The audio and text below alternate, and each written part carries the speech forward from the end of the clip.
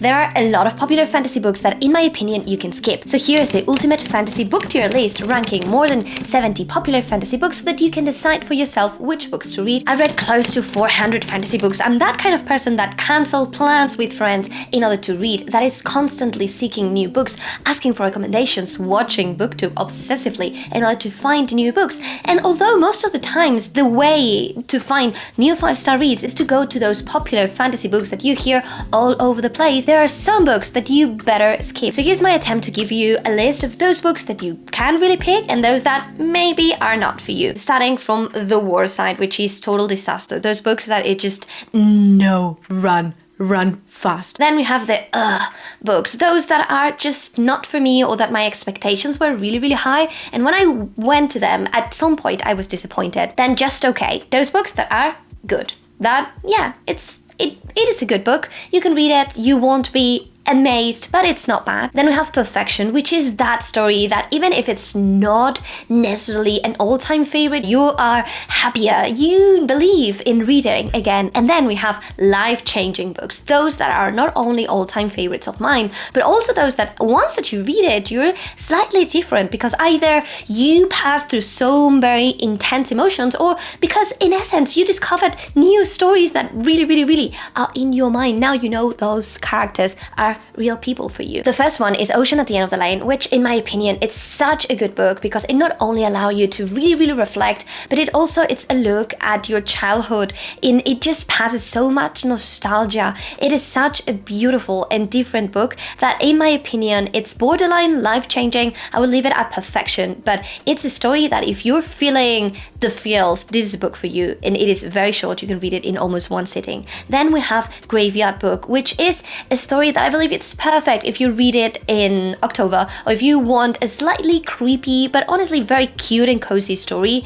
It has such a strong beginning, and my thoughts around it is that it is also Perfection. I am completely biased with this author. However, we go to Neverwhere, which isn't a story that I love as much. In my opinion, it was a little bit of a because the expectations were so high. It's this story that in essence revolves around London, and it has these two sides, and it was very fascinating, the idea of approaching this world and seeing the darker London and seeing how people falls to the cracks and how we have this other world in which people sees magic. I thought it was great, but then the villains, though, in this story are great. It's one of the standalones that I don't recommend you to start with if you want to start with Neil Gaiman. Then we have, of course, Stardust, which is an absolute favorite of mine, and it has changed me, but in perspective. I acknowledge that it is not a life-changing book. It is just really phenomenal. I will set it in Perfection. I think it's just this beautiful blend of having a lot of different fantasy tropes done in a way that is just, it has this whimsy, it has this cozy, this humor, this adventure. It is wonderful, and it just, I won't tire of it. It also has a slight bittersweet touch to it. It's just really good. Then we go to Good Omens, and this will allow us to transition to another big author, which in this case is Terry Pratchett. And Good Omens, for me, it was just okay. The humor was really on point, and you have this really interesting idea of having the good versus the evil, and they are making an alliance, and that was really fun. But at the same time, the plot on itself was not as engaging, and the character depth was not really there. So in my opinion, it just goes to Perfection. We have then Terry Pratchett, and we are entering into the Discworld. This is a massive world, and I've only read some bits and pieces here, so take that with a pinch of salt. But let's start with Small Gods. This is considered one of the best books to start in Discworld because it's a proper standalone. Although all books in Discworld can in a way be read as standalones because really the plot in itself ends, and because you then can continue, there are other stories that follow up on that. This is a proper standalone, and it is not one of his first books, so you already have that more seasoned writing style, that humor that it's very on point, and that will be his trademark throughout the whole Discworld. This for me though will fall into the category. I was super bummed about these. We actually read these as part of my Patreon book of the month. Pig felt a little bit disappointed because it just it is good, but it's not that good. The characters, some of them are great, but it wasn't really, it felt like a struggle to keep reading. I'm not sure if it is because the theme, it's really religious, and that on itself maybe might be something that does not really compel me as much when you blend that with humor. I'm not sure, but I ended up feeling very bleh about this one. Gods, on the other hand, it's a story that it is absolutely fantastic, and I really recommend if you want to read Discworld. It is, in my opinion, this perfect idea of humor that it just, I was cackling, like I was laughing out loud. I was with the narration, and then it was like, no, I need to go to the physical book because this is just to savor the book. It is that good. You have this idea of having these guards and they are fighting, you know, bad stuff, but it is so hilarious. The characters are so new and so good. I just fell in love. For me, it's perfection. Then we have Mort, which was also an okay book, I guess. I was fine with Mort. I loved the idea of following death, but at the end of the day, it just, when death was on the page, I was excited. But then when it wasn't, I was really like, what am I reading and why? So potentially not the one to pick, although I acknowledge a lot of people really like this book. The next one, and we're changing gears slightly towards young adult here for a second, we have An Ember in the Ashes, The Quartet by Sabaa Tahir. This story, it's really unique, full of twists and turns, and the character work, I felt it was really good. So although I will keep it in just okay, it was good. I really recommend if you are looking for something that will be addictive, that will be engaging, and that will be very easy to read, but at the same time will give you those feels of complex characters in a setting that, although it starts being a tournament, it ends up being, you know, this different militia side, and you need to fight, you know, that kind of vibe that really took me. Before we continue, did you know that this author actually is giving creative writing classes over at Skillshare? If you didn't, that is two of us, and I wanted to bring you here Skillshare because I recently took their classes and I was mesmerized about that. If you want to learn the basics of storytelling, learn how to craft compelling characters by top tier authors such as Sabaa Tahir, then I have great news for you, because Skillshare, which is the largest online learning community for creative people like you, has curated classes so that you can master any skill. They have a wide variety of topics ranging from illustration, graphic design, photography, productivity, and of course creative writing classes. I started the creative classes together with my Patreons, and we were so excited to learn a new skill, do that together, and in essence we really learned a lot about crafting characters, which is not only useful for writing but also for me to read. I'm now like adding more stuff into how the characters are crafted, what's the essence of world building. So if you want to join us, I will start another quest this month. The first 500 people that uses my link will have 1 month free, which is a lot of time for you to check the classes and then make sure that you extract value or not. They really have something for everyone. I will list down below in the descriptions also different paths that might interest you. How can you open a YouTube channel, or how can you read faster? And thank you so much to Skillshare for sponsoring me, and to you for checking my sponsors whenever I have them. Let's continue, because we have sauce, spice here. We have Sarah J. Maas, which, you know, it's massive, it is big, and I guess she is the queen of book talk, and I can understand the place in which Sarah J. Maas plays a role in our reading life, but in my opinion, it's not as, you know, it shouldn't be there. So starting with Throne of Glass, which is this massive series that we have, it leans more towards the young adult side, and it's very epic. It has some spice, but it doesn't have as much, and it is like 7 books long. It's weird because it changes. Book 1 and book 2 are completely different to what you read from book 3 onwards. And for me, honestly, at the moment, it was really great. I read it almost 16 years ago, and it was great. It definitely brought me into fantasy and reading, and I will die on the hill that it is great if you are looking for something where the chosen one, it's really empowered and it's really like the chosen one with superpowers. But if not, well, it's probably not for you. Then A Court of Thorns and Roses, which it's usually, I guess, the most popular series of Sarah J. Maas, I reread last year.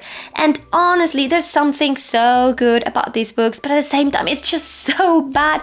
Like, what is happening with these books? I really, really can't understand if it is one of your favorites, but at the same time, I understand if you absolutely hate it. I think that's a good blend of fantasy and character depth, but also there's that spice, that easiness of really reading it. It is fairly addictive, and I believe book 1 is not good, book 2 it is really good, and book 3 it is just like also there. So I will leave it at just okay, although this was one of my favorite books of all time, like 10 years ago. So it really, really played a role in my reading journey, but it is not, I guess, what I'm reading now, or I guess I'm more leaning towards adult fantasy stories that have less of the romance and more of the plot and the drama. We continue with Crescent City, which in essence should give me that very powerful adult sense of plot and high stakes and less romance, but it is not for me. Not for me. I will have the audacity to have it a total disaster. Book 1, to be fair, it's very good. I really enjoyed it. Once that I passed the first 100 pages, it was great. Then book 2 was really, really bad. And book 3 wasn't bad, but it wasn't as good. So we have Sarah J. Maas, which is massive. It is not that good. Like, there are other fantasy romance books that you can pick and probably enjoy more than Crescent City, and that's why I'm adding it here. Then we have Aragorn series, which it's a classic, and for me it was perfection at the time. Now I guess it is okay. It played a role, such great for me. It made me love dragons. It was probably the first story that I read with a fantasy creature that was a dragon and that was sentient, in that it really, it had this quest and it just changed me. So I'll bump it into perfection. But, you know, it is a difficult one because now it's not as good, I guess.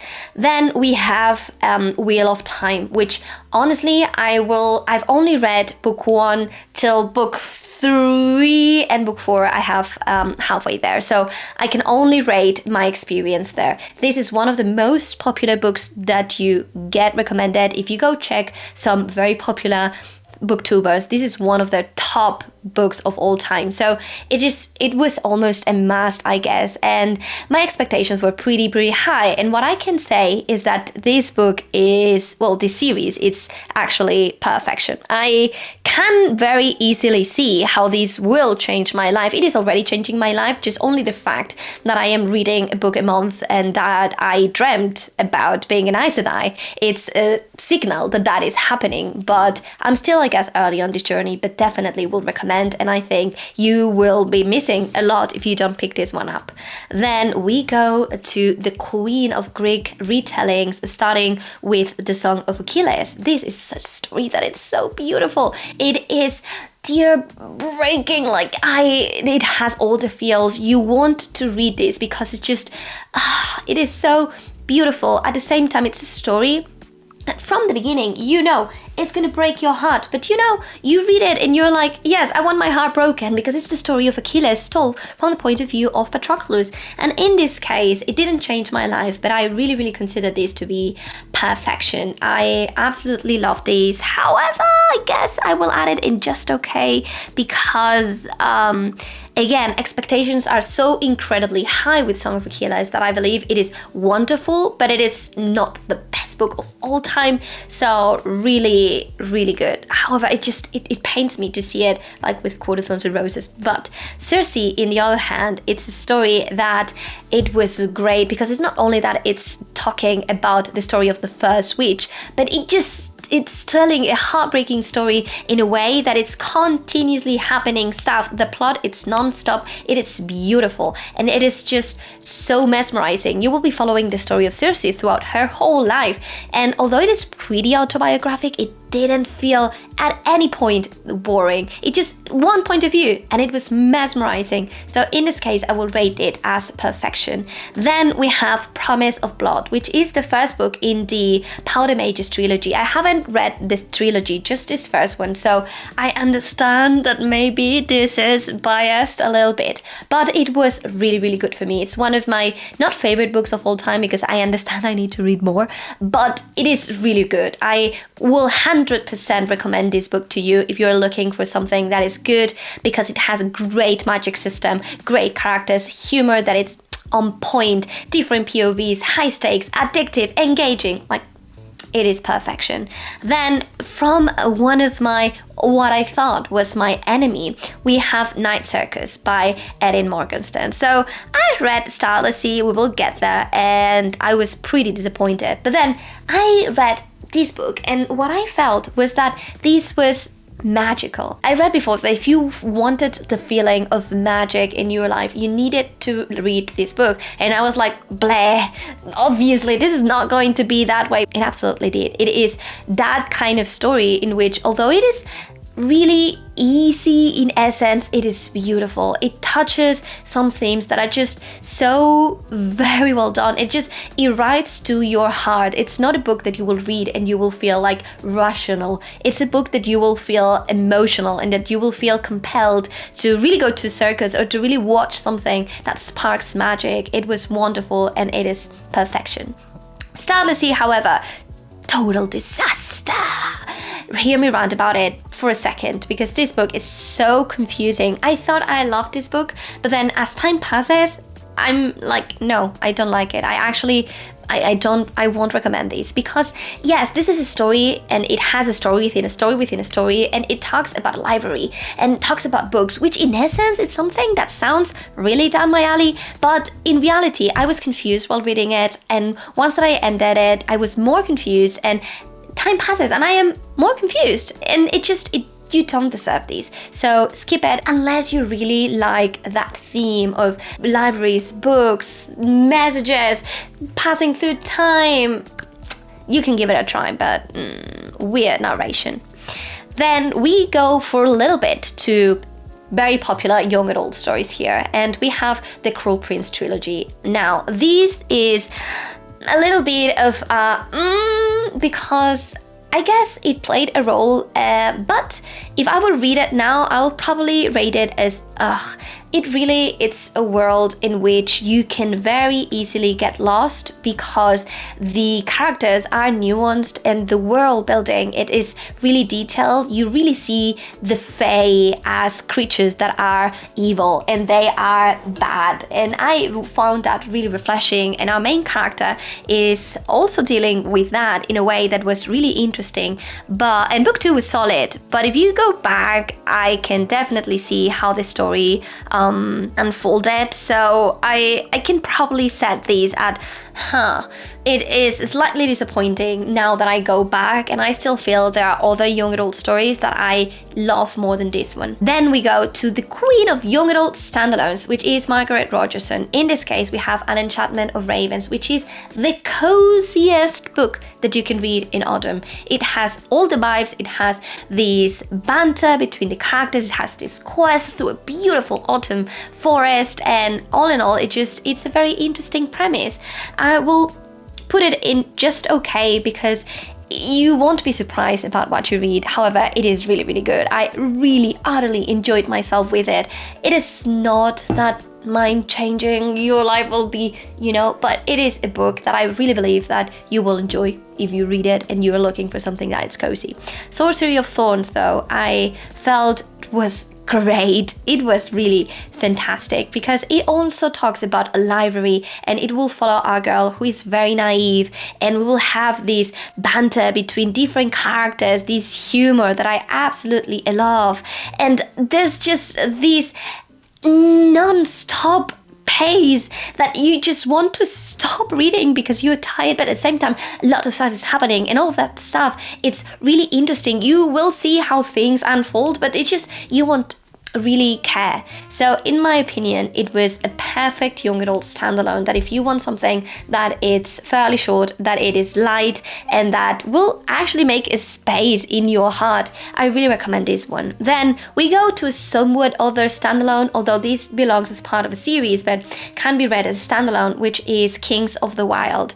I checked back and I rated this book as 4.5 stars or something like that, and it was basically due to the humor. It has these adult characters that really group it together again because they need to save the world, but they are like old, they don't remember how to do that, and it's just hilarious. We have these different archetypes of characters, which was also very, very funny, and all in all, it's a very easy to read book.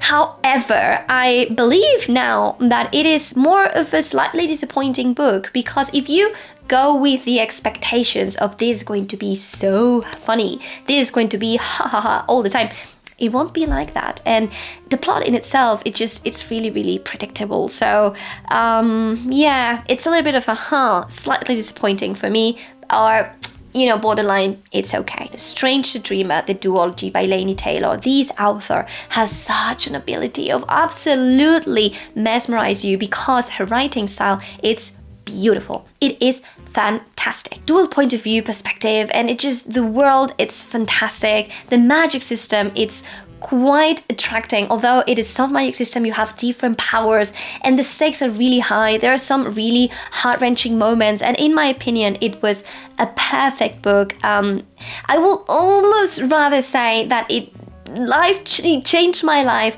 in the sense that I really, really was compelled to read back again due to this book. It was that good that in COVID, I was like, I need to read something. I read this and I started this quest, which ultimately led me to create this channel. So probably life-changing, I guess. Really, really, really good. By the same author, Daughter of Smoke and Bone, which I guess the theory, it's really fascinating. You have this idea of a character that is, surrounded by monsters, and she's not quite in that world, and there's this star-crossed lovers kind of trope. However, it was a total disaster. I was so confused as to why this book it's famous. I hated it with a burning passion. I continued through all of those different books because I needed to know if something happened before I knew that I needed to DNF.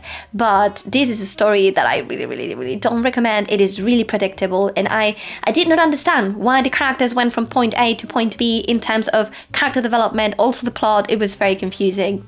Not recommending. Joe Abercrombie, and this is going to be the only book that we have from this author here because it's the only one that I've read, and sadly this for me is going to go to the category because I heard so much about these. I heard the humor was incredible, that the characters were absolutely unforgettable, and yes, I can give it that because I read this 1.5 years ago and I'm still thinking, or at least I still know Glokta, which is one of his main characters, but I felt that nothing happened throughout the whole book, and I just slightly disappointed for me. Greenbone Saga by Fondley, which in my opinion is one of the best trilogies that you can read. It is really accessible if you are not a very advanced fantasy reader, but at the same time it gives you such depth of characters, of emotions, that it is unforgettable. In my opinion, it is life-changing because it not only made me realize that I can love urban fantasies, which was certainly something that I didn't know about me before, but also these characters are they feel so much, and you will feel that you know them, which I don't think it's something that happens. There are these different scenes throughout the books that are just so heart-wrenching. It is a very, very, very good book. Please read this one out. Then we have, a little bit of a classic, I guess, in young adult, which is The Shadowhunters. And in my opinion, no. Then we go to a very popular, I guess, fantasy romance, which is From Blood and Ash. And the first time that I read this book, I was actually really in love with it. I felt that it was really easy to read, that it was fascinating how we can follow this character that is really protected, that it's very naive, and then see that character facing the world. But I reread this last year and I realized that this book is actually not good, not that good. So it will go to it will be absolutely for you if you're looking for something that has quite a lot of spice and it's really easy to read, but it has a lot of world building elements that are infodump to you. So it is not a complex read, it is very easy and somewhat addictive, but you will see what happens from a mile away, which it's not bad, but it wasn't my cup of tea, I guess. The Atlas 6, which was pitched all over Book Talk as one of those books that you won't be able to put down. And I reckon for a while, the first 50%, I guess, I was pretty engaged. I was up until late hours reading these, but then the ending was such confusing story for me that I will put it in honestly, total disaster. This is something that you can absolutely skip. It isn't as bad, but these different points of view that are playing to get you and to make you feel that you're reading a very complex story wasn't like that. And honestly, it wasn't that good. Then we go to The Grace of Kings, the Dandelion Dynasty by Ken Liu, which this isn't as popular as the books that we've seen before. However, it is getting a lot of popularity here on BookTube, so that's why I'm mentioning it, because chances are that you have seen this story, and what I can say is that it is that good. It is fascinating, it is slow, but it is rich, it is smart, it is absolutely incredible. The ability of this author to write this story, it's like you feel that there's a genius at the other side writing. And while you're reading, you are like, wow. That's how I felt throughout the first and second books, which are the only ones that I've read so far. But I know this is going to be a story that all in all will keep changing my life. But all in all now, it is still, I think, changed me, because it not only allowed me to realize that I absolutely love character-driven stories, but there's something about this very political, very strategic story that allows you to fall in love with the world. There's these different points of view, these different stories. Book one, each chapter, it's a piece of the story, and that is incredibly rare, but it works. It is really good, and I really, really recommend. Then we have a standalone that was really, really pitched over at Book Talk, and I saw this as well here on BookTube, and it is To Kill a Kingdom, which is a young adult standalone. It has such a good beginning, and I can say that it is okay. It's a story that you won't be changed, like your life will be absolutely the same, but it's a story that you can easily read in one afternoon, because it is not quite short, but it's really engaging and it's very easy, and it has that banter, that almost humor, high stakes, that you will be hooked to the pages, and it's a good story that you can read and you will be like, yeah, okay, this is good.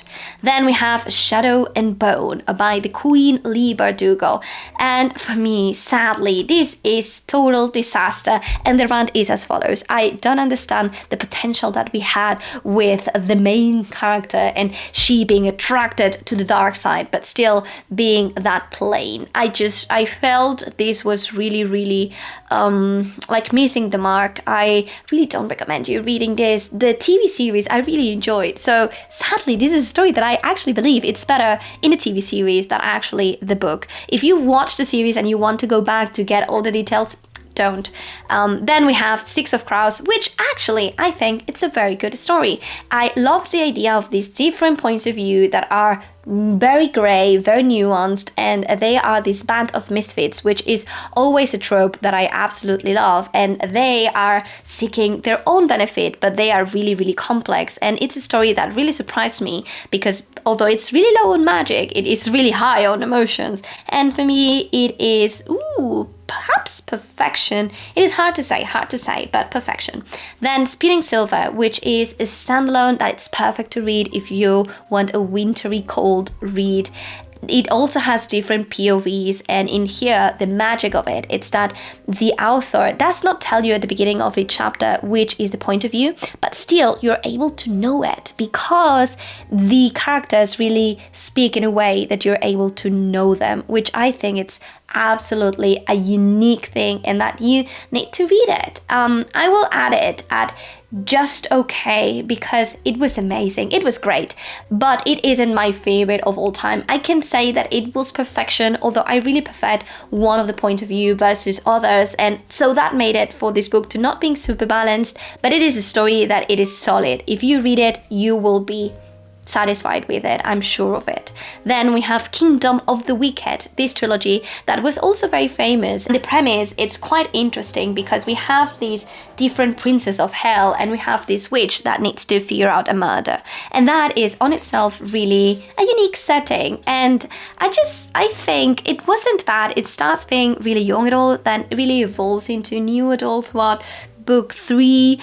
I will leave it at because although book 1 was actually pretty solid, book 2 went a little bit downhill and book 3 was like, I'm not sure what I'm reading anymore. So I really think that you can get into this and be satisfied, but at the same time, I will go with the expectations clear that this is not a story that will be your favorite of all time necessarily unless you are in that mood. I know.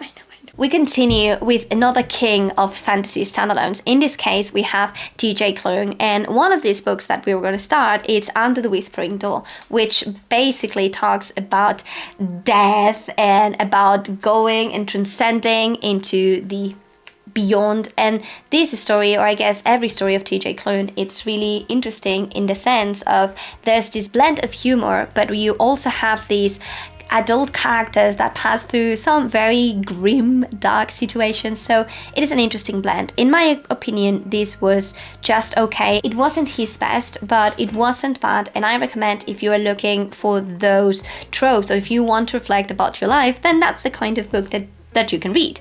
However, House in the Cerulean Sea, it's such a masterpiece. I love it. I absolutely adored this book. It just made me cry tears of happiness, and it's one of those books that I can say it changed my life in the sense of I didn't know that I could cry of happiness, of just feeling that there's these characters that are whimsical, that are really cute, and it's happiness in words. It's a warm hug that you won't regret reading. So please read it if you want that. Do you want that? Then, in a very extreme way, we have The Puppy War, which is not different because it deals with anger, with frustration, with pain, with revenge, and it is such intense.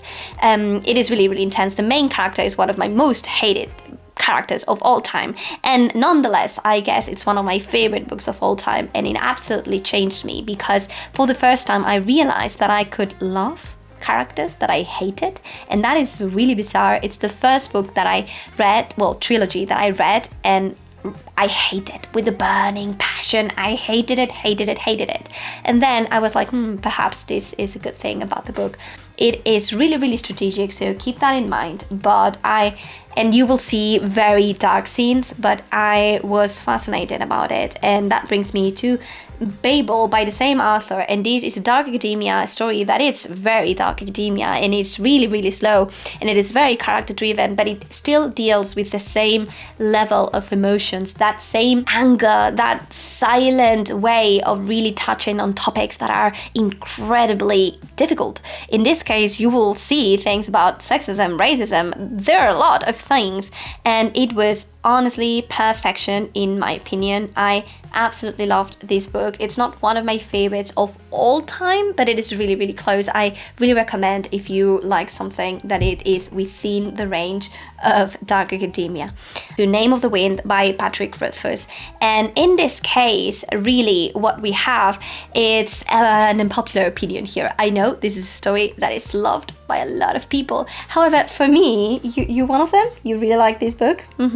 However, for me, it was somewhat a total disaster, which I know this is so hard, but I actually DNF'd the series. I did not continue. I know there are a lot of good things about this, and I know it is very well loved, and I still believe that you should pick this one up, even if for me you can skip it. The way in which you blend this dark academia but also this quest, it was really interesting, I guess, but it just, I hated Kvothe. I did not like the way in which he praised himself, which I understand it's the point, but it was not for me.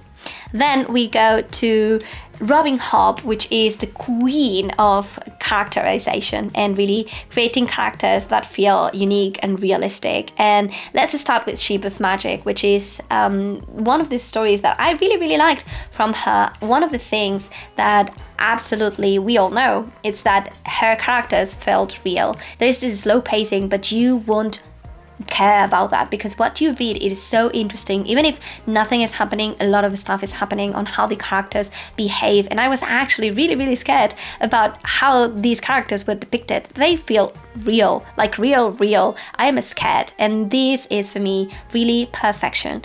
However, The Assassin's Apprentice, in my opinion, it wasn't as good, and I actually haven't continued with this story mainly because I felt that it was not enough, that what I was having from these characters wasn't enough. When the pacing was so slow, I was like, oh, dying, why is this so slow? And this did not eventually improved. So for me, it's going to be like, because yeah, I know this is a very well loved story, and if you haven't read Hobb, probably start with Sheep of Magic. I might go back to this one after I finish Life Sheep Trilogy, which is the one of Sheep of Magic, but I'm not there yet. We continue with one of the most popular young adult stories, and I actually really feel strongly about these ones. First book that you follow one character, second book another character and one of the sisters, and the third book sticks with the second character that you saw. So it is weird, and what you see in book one won't be what you see in the following books, but it just has such a beautiful world building. It's one of those worlds that if I could pick where to live, I will probably choose the world of Karabal because the magic is just so beautiful, and I can say that it is okay. It wasn't perfection, but it was really good. It is solid story, just okay in the sense of it won't blow your mind, but it will definitely fill those gaps if what you need is a whimsical, beautiful story. Then Once Upon a Broken Heart, it's a story that, again, I'm on the fence here because book one was meh and book three was not good, but book two was phenomenal. So I will still rank it at just okay. I still believe this is a young adult story that you can read and that you will love. The world building, it's way similar because the setting is almost the same, and you will be following all the characters that feel a little bit more nuanced, more realistic, and I love that about these. But it isn't that complex, and you do see what comes. Book two, it just makes it worth it, whatever the journey you are in. But book three was such a disappointment that for me, I cannot rate it in any other tier here. Then we have Black Prism, which is the first book in the Lightbringer series. Also, I acknowledge there's more books here, I haven't read them, but this one, in my opinion, was really good. I loved the idea of having this magic linked to colors. This dual point of view in which you are able to see these two sides of the story was also incredible, and the ending was such a cliffhanger and very interesting. Do I bore you? Okay, thank you for letting me know. I hope you are not bored. And I really liked it. I think it was very close to perfection. I heard also that this story is not as good if you continue, but in my opinion, this story really had a lot of elements to make it great. Then we have Malice, which it is such a good story. I absolutely love this, and it has this classical fantasy touch, but it is modern, and the stakes are so high, and it's this fight between the good and the evil, and at the same time that is so classic and so like I read this before but you haven't, that I really recommend. I think it's perfection. I loved it. I want to continue reading these. I haven't done so yet. Then we have Priory of the Orange Tree, which is also a standalone, although it has a prequel, and it is massive for being a standalone. It has around, I guess, 700 pages, which it kind of begs to have different books. And in my opinion, it was a little bit of a because it wasn't as good. I loved the premise. I loved the idea of the characters, and it was very vivid, which is something that I not usually am very good at when reading, but the ending was not as good. And I don't know, I'm so torn, but I'm not sure if I would recommend this to you. There are other standalones that you can read and really, really enjoy before you pick this one up. Then we have the Winnowing Flame trilogy, starting with the Ninth Reign. This also falls into the bucket of less popular books, but it also got very popular here on BookTube. That's why I'm bringing it here. And in my opinion, it's a very solid story. Really, really liked it. I really enjoyed it. I will probably add it to just okay / perfection. It is good. It is really, really good. It is very character driven, but it has this blend of fantasy and sci-fi, and it was my first book that I had over with the narration, and it just probably not the best choice because it's really, really slow, but I was very compelled from the beginning. It is such a unique story, and I will link it at perfection. I don't believe that you will be disappointed if you pick this one up. I really, really enjoyed it. Empire of Silence, which is the first book in the Sun Eater series. This, again, it's more popular here on BookTube, and a lot of booktubers that I absolutely adore and respect are having this as one of their favorites. However, I'm not there yet. I will say that this is just okay, or even for me, because it took this book almost 80% for me to be invested in this story, which it is a lot if you are taking into consideration that it is a story that has like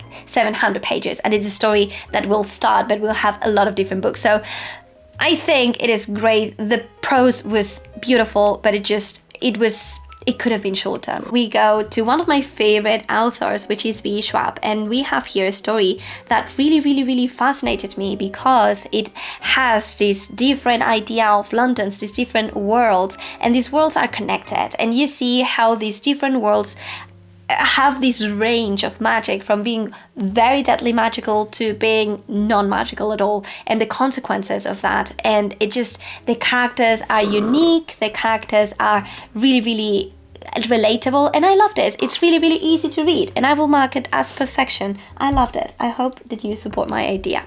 Then we have The Invisible Life of Addie LaRue, which is a standalone by the same author. This seemed such a boring book, and I absolutely loved it. And I can say that it changed my life because it made me reflect and made me feel way more about solitude, about the power of being free, about your choices, about being remembered. And it is a story that I absolutely recommend if you haven't picked this one up yet.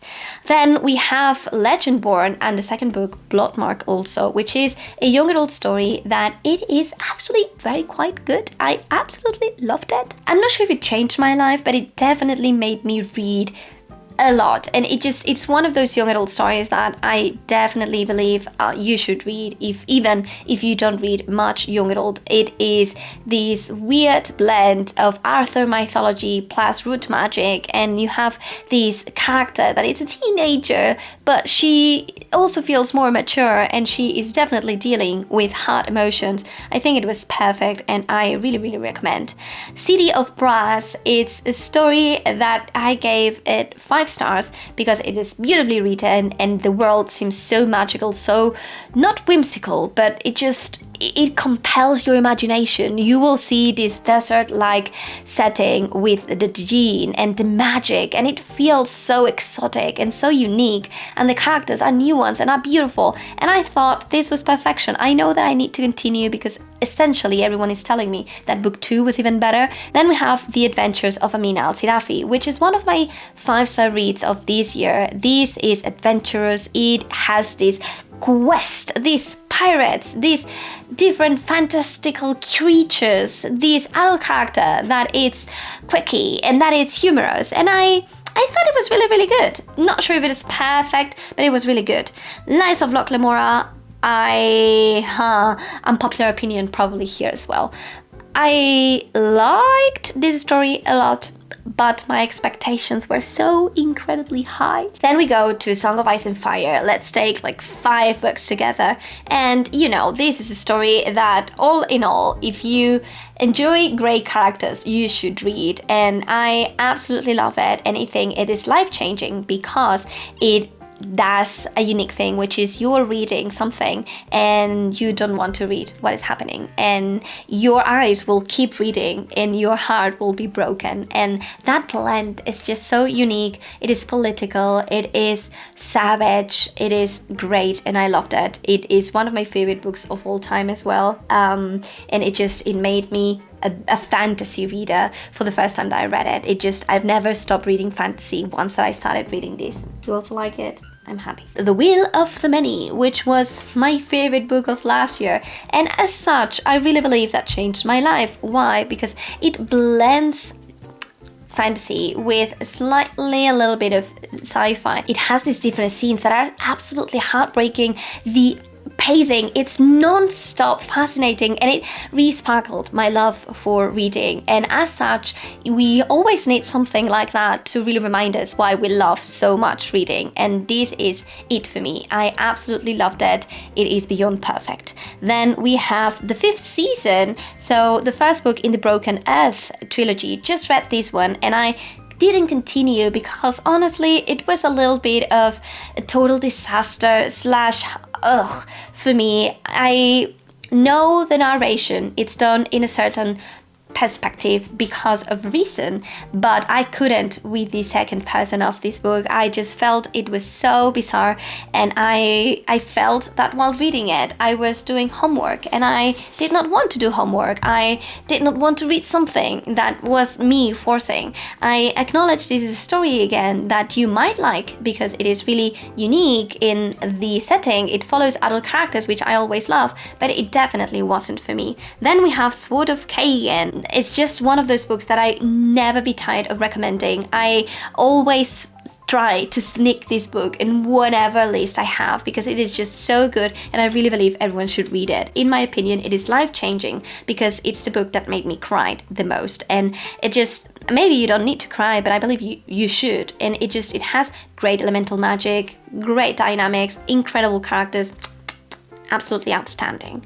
Of Blood and Fire, the first book in the Bound and the Broken series by Ryan Cahill, is the only book that I read, and I was very compelled to read it. At the same time, I was like, will I like this? And it has that feeling that I also got with Malice, which is that modern touch that it's brought to classic fantasy, and I absolutely adored it. I think it's perfect because it has these different friends, you follow them. It has an animal creature that is fantastic, and it just gives me those vibes of this is going to be one of my favorite stories of all time. So I definitely want to keep reading. I was engaged to these and addicted since page 1, and it saved me from a reading slump, so really recommend. Red Rising, a story that it is so good. So good, so good. I also find it life-changing, and although I don't believe it is at the top of my top 5 favorite books of all time, it really made something for me, which was really falling in love with characters that really want to change the system. I usually was not one to enjoy this theme, and I was mind blown about the ability of this author to really convey very strong emotions in those pages that are so plain. I was mesmerized about the twists and turns, and this is a really solid book, and I really recommend. I also know that the narration is fantastic if you want to give it a try. I will probably lean more than to perfection. It was really good. I loved it. Did you? Yes. Then we have Dance of Thieves, which is a very popular young adult story that it leans towards the total disaster. I really wanted to like this story, but I ended up not liking it at all. Book 1 was alright, it's a duology. Book 2 was completely predictable, and I really believe there are other young adult stories that you can read that will make you fall in love with young adult that are quite better. In this case, like rushed romance, no. Empire of the Vampire was a story that I was really scared to read because I heard that the first part of the book it's a complete mess and the second part it's a masterpiece, which makes it for a very unique blend. And I can say that it is perfection. I understand and I can agree with that blend. It really took me almost 40% of the book to really get hooked to it. But once I got there, I was so in love with what I read. I really recommend if you want a take on vampires that are absolutely savage. Then we have Fourth Wing, the viral sensation. And if there's something that we need to give to this book is that it is very easy to read and that a lot of different readers will love because it is really accessible. It is a feast on itself that it has been able to reach the hearts of adult fantasy readers and romance readers alike. And I really believe that if it's your first time and you don't know if you like fantasy romance, you should give this one a go. For me, it was a little bit of, I guess, just okay. I felt that the expectations were really high. I felt that the tropes were done in other books better, and probably it's a little bit of, because it wasn't as good. I honestly give it the points that it has on its story that will really make you read more and it will addict you, but it is not as good. At least it wasn't, in my opinion. You neither. It's also not her favorite, as you can see. Then we have my favorite author, and it's going to be really hard to rank his most popular books here. But let's start with Mistborn. Mistborn, it's one of those stories that also brought me into fantasy, and I read it 15 years ago and I thought it was fantastic, and I still believe it's perfection. It is not within my top of all time because it's been so long, but I love this hard magic system. It's one of the best in my opinion, and if you don't know what to read, pick this one up. You won't be disappointed. Then The Lost Metal, which is more like Mistborn Era 2, which is in the future a little bit.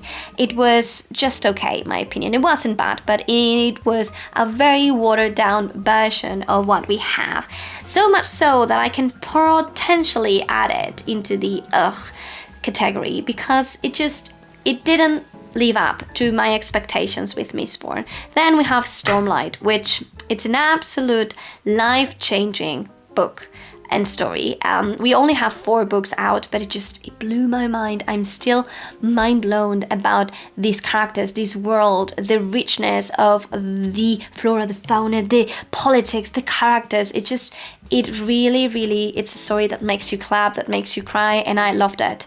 Then we have Treasure of the Emerald Sea, which is one of these different projects that Sanderson released last year. I guess this one is the most popular, and I think it was really okay. I really enjoyed it. It was a very good book. It's one of those stories that it's really easy to read again, really addictive, and it is cozy. It has this touch of whimsy. Hoyt tells the story, and it's very easy. You will fall in love with this story. It's, for a lot of people, their favorite. So also pick this one up. You won't be disappointed. Like, if you pick any of the ones in the tiers, life-changing perfection of okay, you won't be disappointed, honestly. And we will conclude with Warbreaker, which it's a standalone, although more stuff will come after, that it blew my mind again. It's so beautiful, the way in which the magic that revolves around breaths and colors is displayed, and the humor in this book is off the charts, and that's something that I really love in books. So that's why for me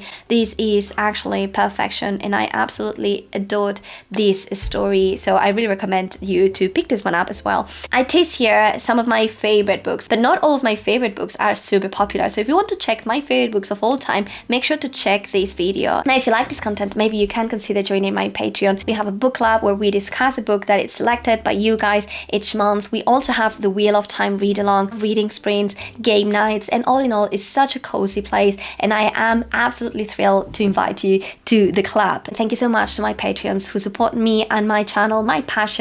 You are outstanding. All names are in the description. Thank you so much.